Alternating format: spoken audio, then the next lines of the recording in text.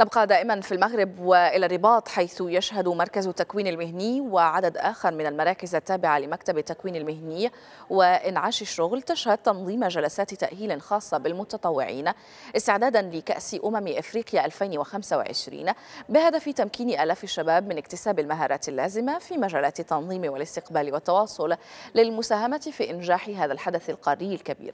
تفاصيل أكثر مع مروان حميدي ويوسف أحمو. تشهد مختلف مراكز التكوين التابعة لمكتب التكوين المهني وإنعاش الشغل استمرار جلسات تأهيل المتطوعين استعدادا لاحتضان المغرب لكأس إفريقيا 2025. البرنامج عرف مشاركة آلاف الشباب من مختلف المدن يخضعون لتكوينات مكثفة في مجالات الاستقبال والتنظيم والتواصل بهدف تمكينهم من أداء دورهم بكفاءة والمساهمة في إنجاح هذا الحدث الرياضي القاري.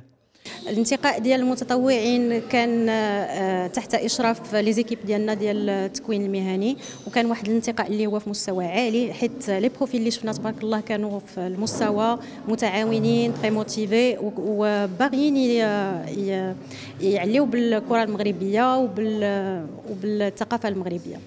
دونك في اترافيغ تو لو رويوم كان تقريبا 15000 متطوع، والجهه ديالنا كان لها الشرف انها تشرف على تكوين تقريبا ما يفوق 3000 متطوع. هذه الدورة التكوينية تهدف إلى مرافقة المتطوعين والعمل معهم على تطوير أسلوب الاستقبال القائم على الاحترافية والفخر وتجسيد قيم بلدنا المغرب. هدفنا هو جعل تجربة كأس إفريقيا 2025 تجربة لا تنسى سواء بالنسبة للزوار أو للمغاربة.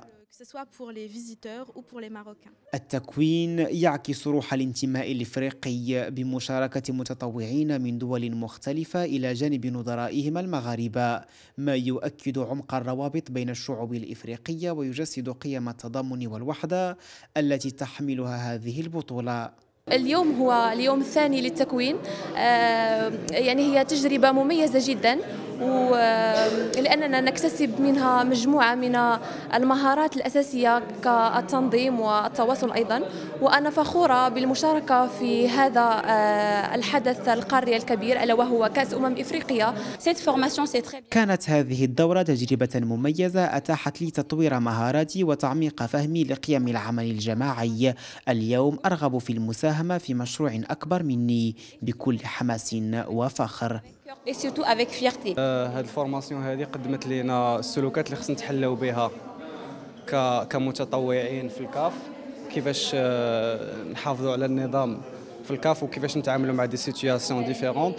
البرنامج يعد خطوة أساسية لضمان استقبال مثالي للجماهير الإفريقية وتيسير مهام التنظيم داخل الملاعب وخارجها. المتطوعون سيشكلون الواجهة الأولى للحدث بما يبرز صورة المغرب كبلد مضياف ومنظم قادر على احتضان كبرى التظاهرات الرياضية في أجواء احترافية وإنسانية راقية.